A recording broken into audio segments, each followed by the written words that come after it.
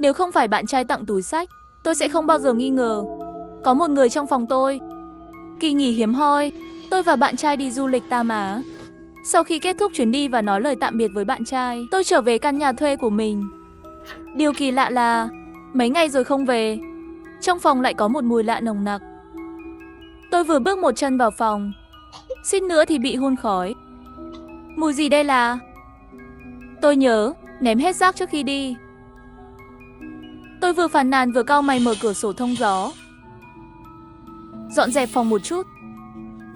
Cả người tôi buồn ngủ đến nỗi mắt tôi gần như không mở được nữa. Ngay cả cơm cũng không ăn, trực tiếp ngã đầu liền ngủ. Giấc ngủ này không an toàn. Mơ hồ cảm thấy không xa chuyển đến thưa thớt. Âm thanh cọ xát của bánh ngọt, âm thanh đó rất gần.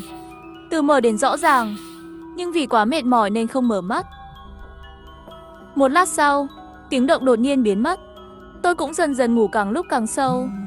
Cho đến 8 giờ tối, bạn trai gọi đánh thức tôi. Nghiên Nghiên dậy chưa? Nhớ ăn tối nhé. Nếu không thì dạ dày em lại đau đấy. Tôi ngủ mơ màng. Làm nũng trả lời câu biết rồi. Dậy liền, ra khỏi giường, tôi có cảm giác đầu nặng chân nhẹ. Khi đi ngang qua nhà vệ sinh, vô tình liếc nhìn túi xách bạn trai tặng. Tôi lập tức đứng yên tại chỗ. Tôi nhớ là trước đây túi xách đã đóng rồi. Tôi không chắc lắm. Sau đó tôi cẩn thận tìm kiếm những thứ trong túi. Tìm thấy thẻ căn cước, mỹ phẩm đều ở đây. Tôi thở phào nhẹ nhõm. Nhưng giây tiếp theo, tôi đã tìm thấy 500 tệ tiền mặt trong ví đã biến mất. Mắt tôi mở to không thể tin được. Lúc về rõ ràng vẫn còn đó. Sau đó tôi cầm điện thoại lên gửi tin nhắn cho bạn trai, hỏi xem anh ấy đã từng đến chưa. Bạn trai thỉnh thoảng ghé qua, cho nên để lại chìa khóa dự phòng. Nhưng sau vài phút, tôi nhận được câu trả lời tiêu cực của anh ta. Khoảnh khắc đó, tôi chỉ cảm thấy lạnh. Từ lòng bàn chân thẳng vào nấc trời, đột nhiên toàn thân tóc dựng đứng. Trong tâm trí, tất cả các loại phim kinh dị về cướp nhà bắt đầu thay phiên nhau. Tôi buộc mình phải nhanh chóng bình tĩnh lại. Sau đó tôi xem lại video giám sát ở hành lang hôm nay. Không ai ra vào phòng trừ chính mình. Nói cách khác, tên trộm chắc vẫn còn ở trong nhà. Sau khi nhận ra điều này, cả người tôi sợ hãi. Rồi tôi cẩn thận bước ra khỏi phòng ngủ. Trái tim như đang nhảy múa trên đầu dao. Sau khi ra khỏi nhà, tôi đã chạy hết cỡ. Vừa chạy vừa gọi điện thoại cho bạn trai. Khi bạn trai kết nối, tôi đã chạy đến khu phố rồi. Một khoảng trống sáng đen. Giày không biết khi nào bị mất một cái. Chân trái bị cát bay lên. Trương Thần, trong phòng em có người. Nhanh lên, em sợ quá. Bạn trai tôi sống ở ký túc xá nhân viên cách chỗ tôi không xa. Chưa đầy nửa tiếng nữa là anh ta đến chỗ tôi. Chuyện gì đã xảy ra? Bạn trai thấy giày của tôi đều chạy mất một cái. Sắc mặt lo lắng, dưới ánh đèn như tờ giấy. Vội vàng ôm tôi hỏi. Tôi nói không liên tục về trải nghiệm vừa rồi. Sau khi nghe xong, trên mặt hắn cũng xuất hiện vẻ mặt nghiêm nghị. Em có chắc là 500 tệ đó lúc chiều còn trong ví không? Em có thể lấy ra và đặt nó ở đâu đó không? Tự quên rồi. Nghe được câu hỏi của bạn trai, tôi hơi giận. Làm sao có thể nhớ nhầm chuyện nhỏ này? 500 đó sau khi bỏ vào ví tiền, không bao giờ lấy ra nữa. Ngoài việc tiền bị đánh cắp, em có thấy bất thường nào khác không? Chiều nay khi ngủ luôn nghe thấy tiếng hì hì. Âm thanh của bánh ngọt, nhưng rất nhanh không còn nữa. Có thể là tiếng động của người đó không? Nếu không thì sao? Anh bảo an ninh khu phố đi cùng chúng ta. Nếu có kẻ trộm, chúng ta có thể chặn hắn lại, rồi gọi cảnh sát. Chú bảo vệ sau khi nghe mô tả của chúng tôi, một chút nghi ngờ, nhưng vẫn đồng ý đi cùng chúng tôi. Cô bé, cô có đóng cửa lại khi chạy ra không? Có, và bây giờ tôi đang xem camera giám sát ở cửa. Không ai ra ngoài cả. Hai người đứng sau tôi. Tôi sẽ vào xem trước. Chú bảo vệ cầm dùi cui ra lệnh. Khi mở cửa bằng chìa khóa, ba chúng tôi đều không tự chủ được nín thở. Rồi tôi bật hết đèn trong nhà lên. Theo sau chú với bạn trai, cẩn thận nhìn dưới gầm giường, nhà vệ sinh và tất cả các góc của nhà bếp. Những nơi này đều không tìm thấy. Sau đó tôi chỉ vào vị trí cuối cùng. Tủ quần áo này, tủ quần áo cao khoảng 2 mét. Trốn một người là quá đủ. Chú dùng ánh mắt ra hiệu cho chúng tôi lùi lại. Khi cửa mở, Chúng tôi bị sốc khi phát hiện trong tủ quần áo trống rỗng, ngay cả nửa bóng người cũng không có. Làm sao có thể? Một người sống chẳng lẽ chỉ như vậy biến mất trong nhà sao? Nhưng bây giờ tôi nói gì cũng có vẻ nhạt nhẽo quá. Tôi đã tìm mọi nơi có thể giấu người. Không thể nói căn nhà nhỏ này có lối đi bí mật được. Sau khi tiến chú bảo vệ, tôi càng nghĩ càng không đúng. 500 đò biến mất giống như một ngôi nhà trên đảo, làm cho căn nhà thuê này đầy ắp những điều kỳ lạ. Tôi yêu cầu bạn trai chuyển đến sống với tôi. Nó sẽ giúp tôi an toàn hơn. Mấy ngày tới, không có gì bất thường trong phòng. Vì vậy, dần dần bình tĩnh lại tâm lý, không còn rối. Một ngày trùng với sinh nhật bạn trai, chúng tôi quyết định đi ăn tối với bạn bè. Trước khi đi, tôi lấy quần áo và định đi tắm. Nhưng khi tôi lau gương bồn rửa mặt, vô tình ngẩng đầu lên, tìm thấy một bóng đen nhanh chóng lướt qua trong gương. Ai? Tôi quay người nhìn về phía sau, nhưng không có gì. Trương Thần nghe giọng nói bước ra từ phòng ngủ và hỏi tôi chuyện gì đang xảy ra. Em vừa nhìn thấy gì đó, đi qua phía sau. Nhưng vừa rồi đèn phòng khách quá tối, không thấy gì cả. Tôi lại một lần nữa từ trong ra ngoài. Tôi đã tìm kiếm toàn bộ ngôi nhà, vẫn không tìm thấy gì. Tôi ngồi trên sofa, dường như toàn thân sức lực đều bị rút hết. Hiện tượng kỳ lạ này lặp đi lặp lại, khiến tôi dần dần phá vỡ một chút. Nếu 500 đó bị mất tích, chỉ là một lời nghi ngờ. Cái bóng vừa rồi gợi ý rõ ràng cho tôi, căn nhà này thật sự có vấn đề. Tôi nghi ngờ có một người đang trốn trong căn nhà thuê của tôi. Luôn cảm thấy một đôi mắt cùng tím đen kịt, không biết góc nào đang nhìn chằm chằm vào tôi. Nhưng tôi không thể tìm thấy hắn ta. Nghiêng nghiêng gần đây em có phải chịu quá nhiều áp lực không? Nếu không xin nghỉ dài ngày nghỉ ngơi thật tốt đi. Trương Thần nói vậy rõ ràng là không tin tôi. Tôi vô lực lắc đầu. Em không khỏe. Nếu không chúng ta không đi dự tiệc tối nay. Trương Thần vừa nghe lời này của tôi, tức giận lập tức lên tới. Bạn anh đều ở nhà hàng, chờ chúng ta hơn 1 tiếng rồi. Anh vừa nói với họ là chúng ta sắp đến rồi. Bây giờ em nói không đi thì không đi ư? Muốn anh nói gì với họ? Đây thực sự là lỗi của em. Nhưng bây giờ đầu óc em rất loạn, ngực cũng bắt đầu bị tắc. Tôi không thể quan tâm đến mặt mũi của ai nữa. Tối hôm đó không ai trong chúng tôi đến hẹn. Cũng từ ngày đó, thái độ của Trương Thần đối với tôi đã thay đổi 180 độ. Nếu như nói trước đây là vô cùng tỉ mỉ, bây giờ chính là không để ý. Trương Thần, em muốn lắp thêm một cái camera giám sát trong nhà, đặt nó ở phòng khách, anh xem có được không? Cô thích giả vờ thì giả vờ, không liên quan gì đến tôi. Nói xong hắn quay người rời khỏi phòng. Mấy ngày nay tôi cũng đã nếm thử, cố gắng bù đắp bằng quà tặng và lời xin lỗi. Nhưng bất kể tôi làm gì, Trương Thần vẫn là một bộ dáng lạnh lùng. Đêm đó ngủ tôi lại gặp ác mộng. Trong mơ tôi nhìn thấy một đôi mắt đỏ ngầu, đồng tử hơi giãn ra. Giây tiếp theo, một vệt máu đỏ tươi bắn lên mặt tôi. Chạm vào, muốn hét lên, nhưng cổ họng như bị nhét một cục bông. Tôi kinh hoàng nhìn chằm chằm vào đôi mắt to, muốn thở mạnh, nhưng sao cũng không thở được. Và tôi bắt đầu vẫy tay. Một cú đánh mạnh khiến tôi thoát khỏi giấc mơ. Tôi thở mạnh, muốn lấy những oxy loại bỏ độ ẩm đó, hít vào lại phổi. Cô có bị bệnh không? Bây giờ là 3 giờ sáng, cô còn không cho người ta ngủ. Tiếng hét của Trương Thần làm tôi giật mình. Tôi nhìn tay mình, thì ra vừa rồi là không cẩn thận đánh vào mặt Trương Thần. Xin lỗi, em vừa gặp ác mộng. Trương Thần sau khi nghe xong không nói gì, cau mày quay lại tiếp tục ngủ. Tôi hít một hơi thật sâu, đầu óc như bị kim đâm vậy. Sợ hãi và ác mộng, tôi cố nén mệt mỏi, định mở mắt chờ trời sáng. Cho đến 8 giờ sáng, trong thời gian này tôi mơ hồ đánh một bữa. Tỉnh lại phát hiện Trương Thần đã đi làm rồi. Sau những gì xảy ra gần đây, tôi càng ngày càng thích ngẩn ngơ. Cả người cũng không có tinh thần gì. Tôi sẽ kiểm tra camera giám sát mỗi ngày. Tưởng hôm nay vẫn không có gì. Đang chuẩn bị đóng cửa, nhưng ngay khi đầu ngón tay vừa chạm vào nút thoát, một âm thanh ma sát nhỏ khiến tôi lập tức đóng băng. Tôi không thể tin được là tôi đã tăng âm lượng lên mức tối đa. Giọng nói đó truyền đến tai rõ ràng hơn. Tôi đã xem hình ảnh lúc đó. Tôi và Trương Thần ngủ trưa trong phòng ngủ không ra ngoài. Trong đại sảnh cũng không có ai. Nhưng không thể giải thích được, một âm thanh đột ngột phát ra, máu trong người tôi dường như đông lại một nửa. Thì ra hôm đó nghe được âm thanh thực sự không phải là lỗi của tôi. Tôi vội vàng lưu lại đoạn phim này. định đợi Trương Thần về cho hắn xem. Có thể là nghe quá nhiều lần.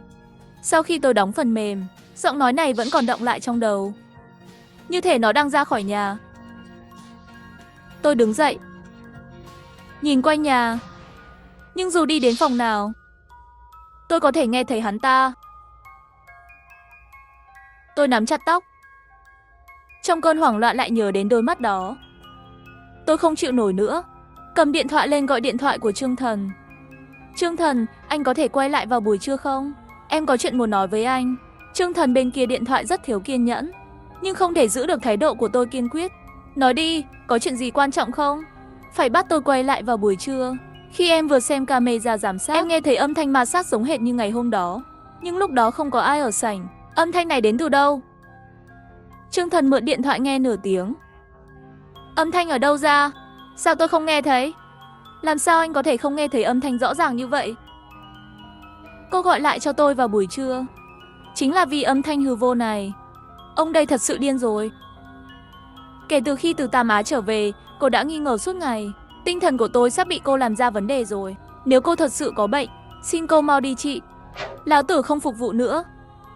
Nói xong Trương Thần cũng không quay đầu lại đóng cửa mà đi. Tôi mở miệng, nhưng không nói gì hết.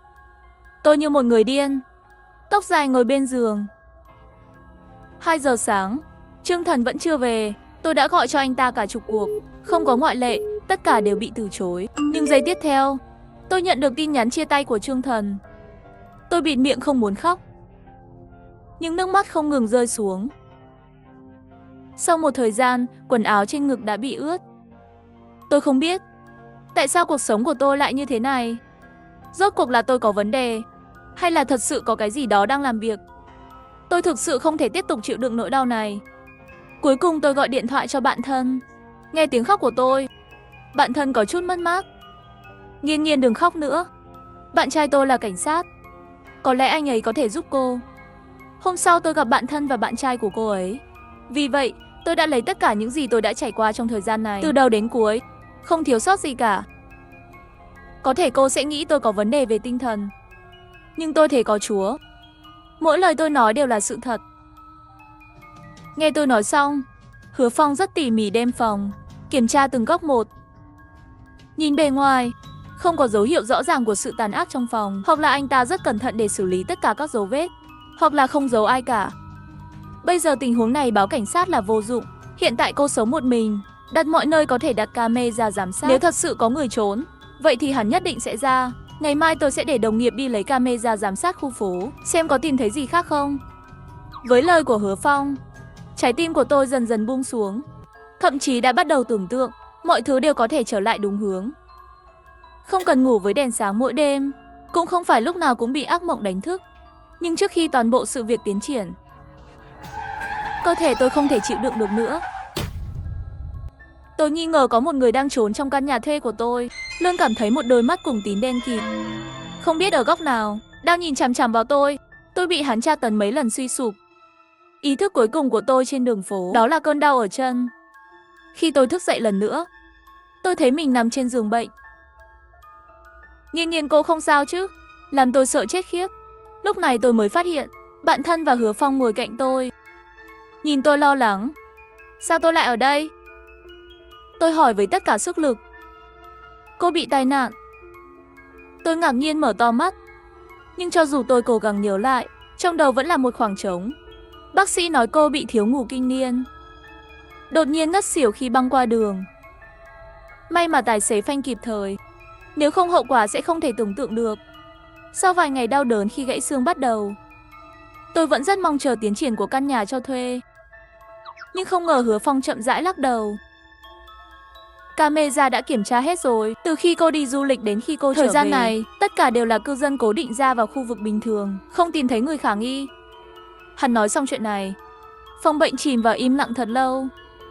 Lúc này đầu óc tôi đang rối tung lên. Nếu như ngay cả Hứa Phong là cảnh sát ưu tú, không thể giúp tôi, vậy tôi phải làm gì?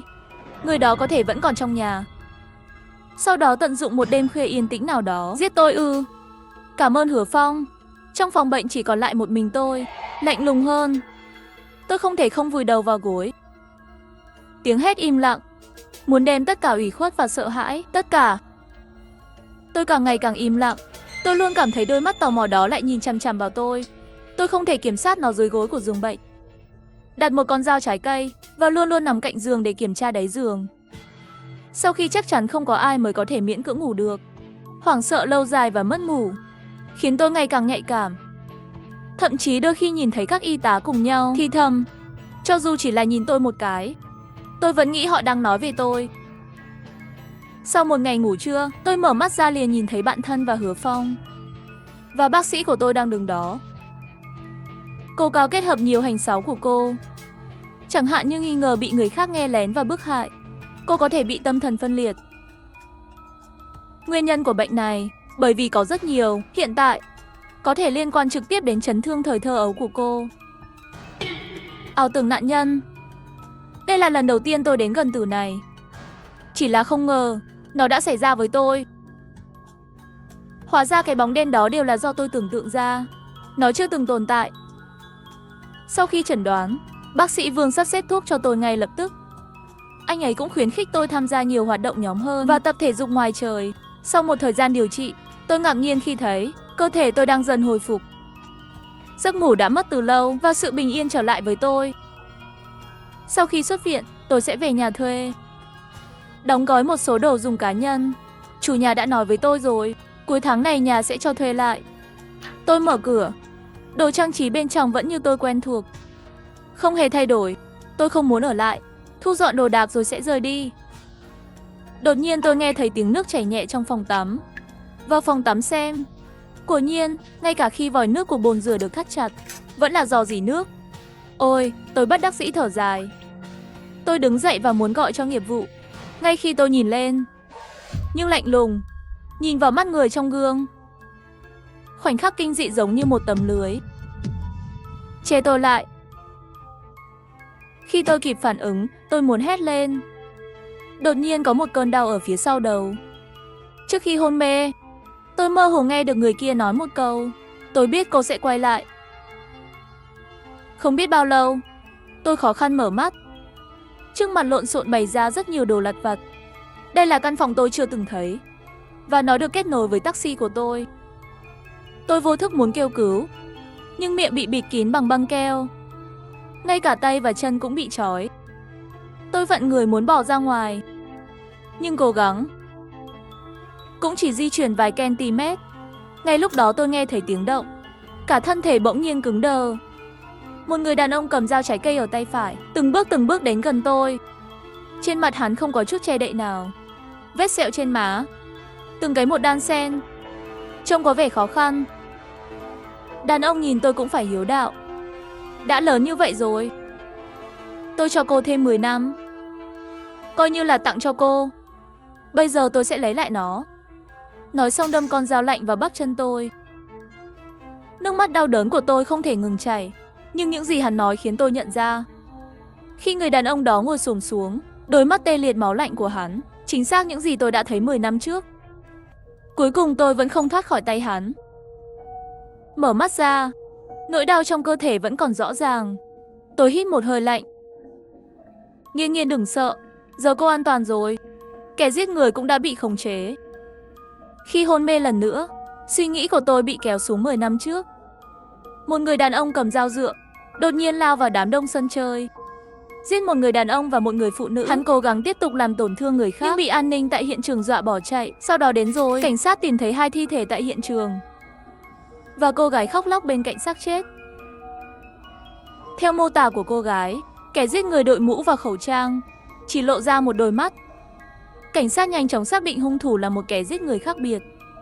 Nhưng vụ án đã được điều tra trong 5 năm, vẫn không thể đưa kẻ giết người ra trước công lý. Cô bé sống sót năm đó, sau đó được chăm sóc nuôi dưỡng tại nhà người thân. Bởi vì sợ hung thủ trả thù, cô ấy từ đó đổi tên, sống sót trong một danh tính khác. Thật không may, tôi là cô gái đó.